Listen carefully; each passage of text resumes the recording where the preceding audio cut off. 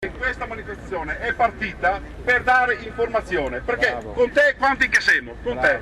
Da nord a sud è scattata in tutta Italia la protesta del popolo dei forconi, con disagi lungo tutte le strade della penisola.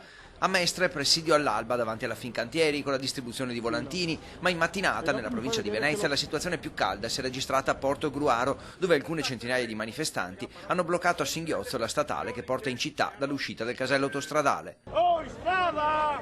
In strada! Io sono qui perché sono un cittadino italiano e siccome che ci hanno tolto la dignità, allora nessuno fa niente, i politici non fanno niente, non ci difendono noi, allora siamo qua non in piazza, siamo qua nelle strade, per fermare un attimo il traffico. Cosa pensate di ottenere però facendo così? Devono andare fuori tutti. Non vi fidate più di nessuno? Allora, i soldi.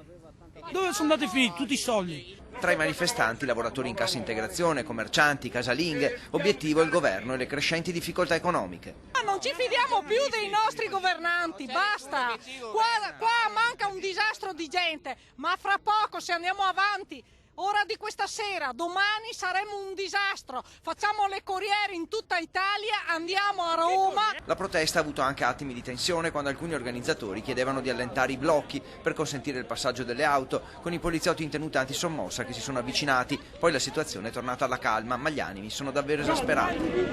Non li voglio vedere! No, li voglio vedere! No! Tra gli automobilisti, nonostante i disagi, i cori di solidarietà sono unanimi. Io sono andato da dentista, mi fa male, no? Però accetto. C'è urgenza. Perché così non si può andare avanti. Sto andando a casa. Basta. Quindi è arrabbiato che deve aspettare o capisce? No, è giusto, non aspetto, non è problema, niente. È giusto perché paghiamo troppo ed è giusto che manifestino, che diciamo la nostra.